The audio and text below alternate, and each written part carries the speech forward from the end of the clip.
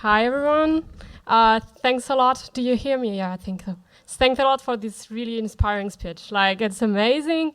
And for us, it's going to be an inspiring speech, but about platform cooperativism and the conference itself, because our story is really linked to this conference, because 2 years ago we were in the audience.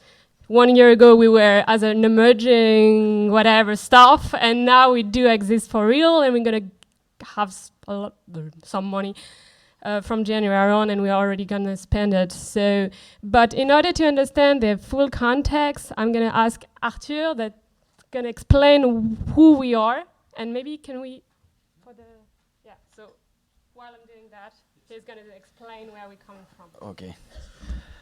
Hi everyone.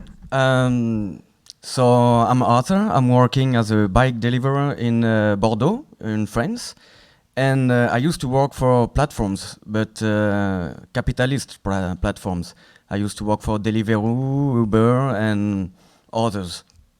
And so at the very beginning, it was kind of good because I was looking for a job, and they give a rapid answer in case you ask for a job to them, because they're expanding really fast.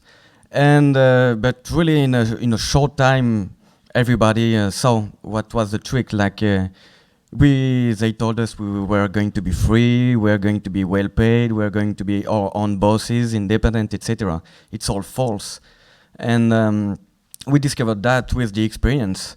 We were working, and one day we received a text and saying like, okay, your wages is going down, and you have nothing to say because you're your own bosses.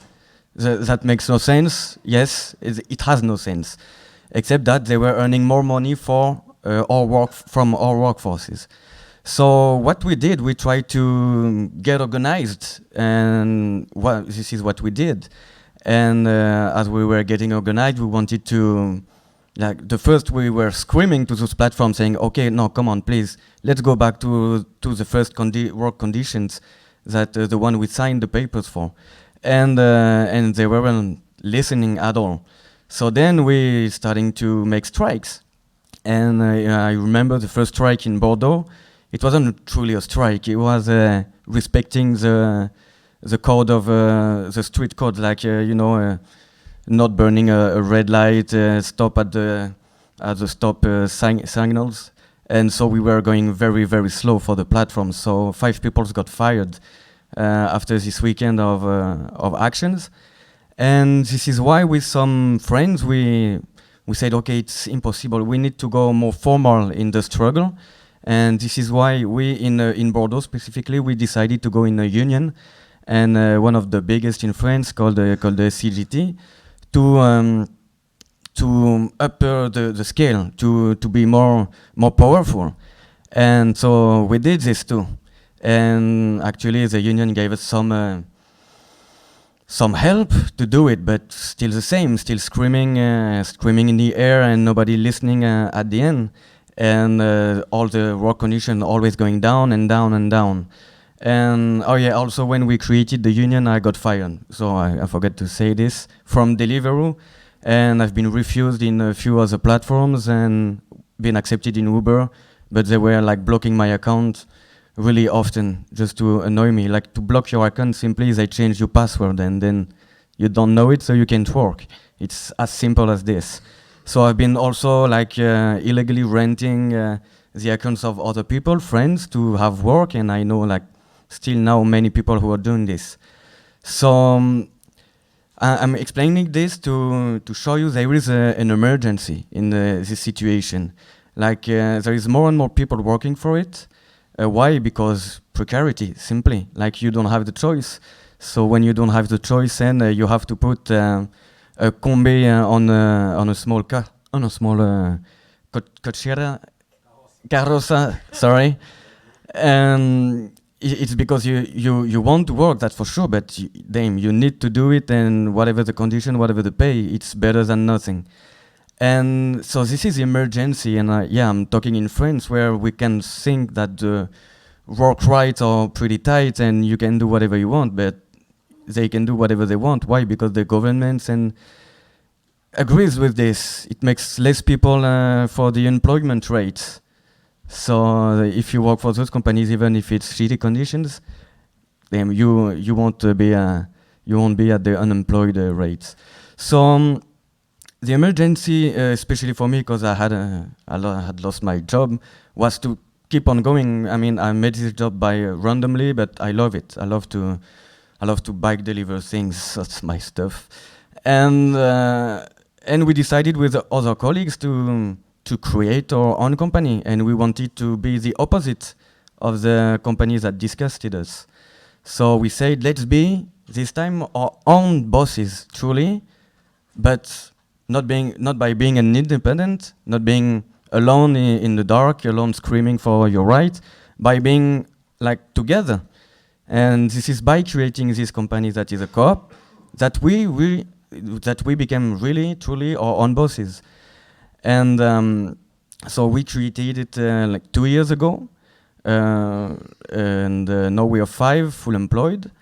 And it was hard because we knew nothing about administrative stuff. Like, we are still really bad at it, and we knew nothing about creating a company actually, and we knew absolutely nothing about creating a co-op. So we didn't do it by ourselves actually. Like I said, it's a global change. Capitalist platforms, especially in the delivery, they are going fast, and there are a lot of people who are against those and who wants to fight, creating union, creating informal groups to struggle, or creating co-ops or companies that can compete with them. And so we've met people from CoopCycle, and we created almost at the same time. And Edith's gonna explain what it does, but and you're gonna understand how it helps us a lot and why we wouldn't have been here without this. Thank you.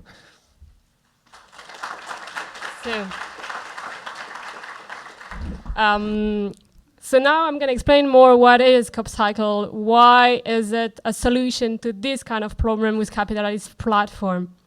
So we do acknowledge that there's a great advantage in digital platform. The problem is the way they treat their workers. And so the idea behind CoopCycle, that is in Europe, it's to build actually local worker-owned bike delivery cooperatives, like in Bordeaux. But we have also here Mensakas. I don't know where they are.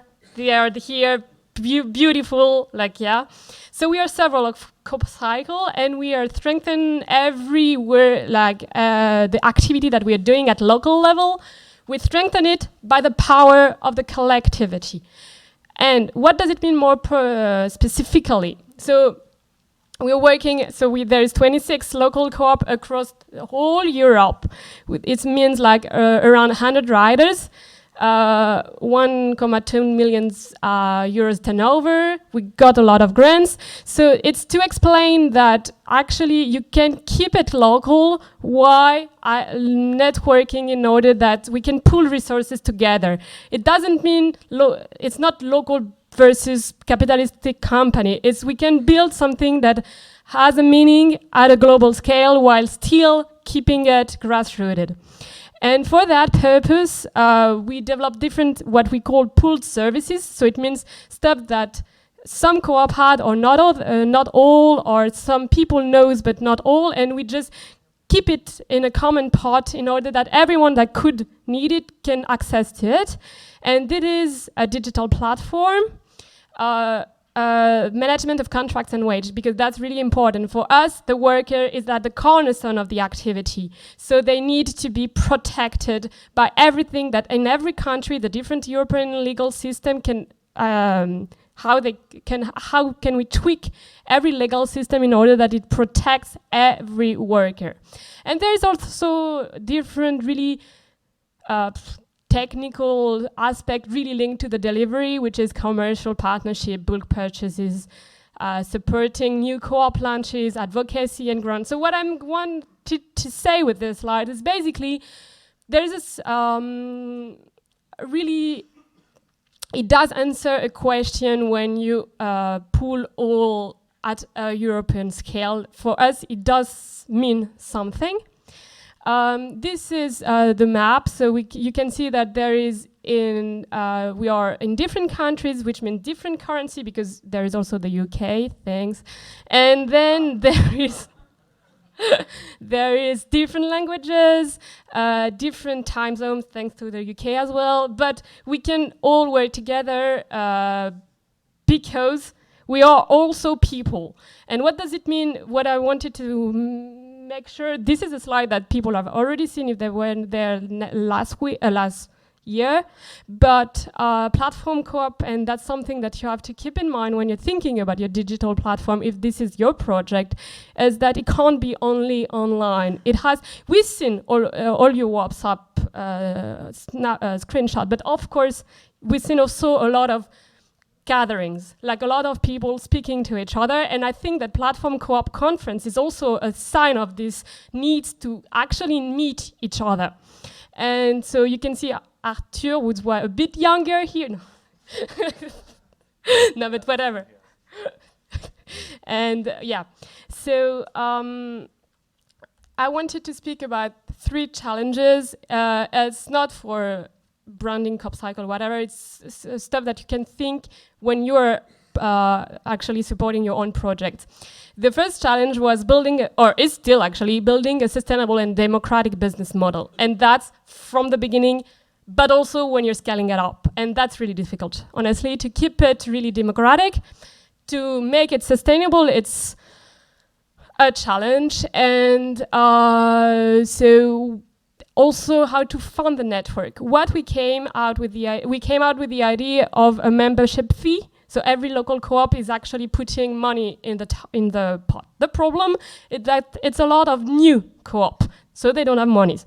So we answered to grant calls, and we actually got I forgot to sum it up, but we got a lot of euros because it's answering to a social issue that, at least in Europe, a lot of political partners see it as an issue. So we got some money, but it's not sustainable because you can't fund people with grant money, and that's what we think. So how you secure a protective working environment for the workers, for the people working at different scale of the projects, it's still a great challenge for us. Another challenge, and for me, I thought about what you presented on like capitalist platform eating your project. So how you protect the digital platform that is open source against capitalist companies, in order that your project, you want it to be transparent and free for everyone to access, but how you make it that is not actually used by the devil. So we thought our solution, and that's what we're promoting, and we're actually working with a friend of ours that is doing his PhD on that, is thinking about a license that is making it open source, but the commercial use of it is only reserved to the people that are working in social enterprise co-op. And well, it's with legal terminology that I can't go through right now, but yeah, that's the way we find how to protect the platform itself. If you want to join this conversation, I think it's a broader, it's not a thing. It's a broader conversation that only CoopCycle, and we have already different connection with different organizations thinking about how to protect the common good. And the last challenge is going to begin in January because we're doing the testing phase, and that's where we're actually going to use the grants money for paying people that are working at the network level, and also actually getting some money from the local co-op. So that's also the third really practical challenge that we're going to have to face after the New Year's Eve. And so how I want to finish this talk is just to emphasize really how platform co-op conferences can be really useful. And I wanted to speak to all the emerging projects. We were at your place 1 year ago, and we were even not like before, like 2 years ago, when we just paid our ticket to New York and just to see everyone how they tackle this kind of problem. So definitely platform co-op conferences are awesome, and keep faith on what you think or whatever.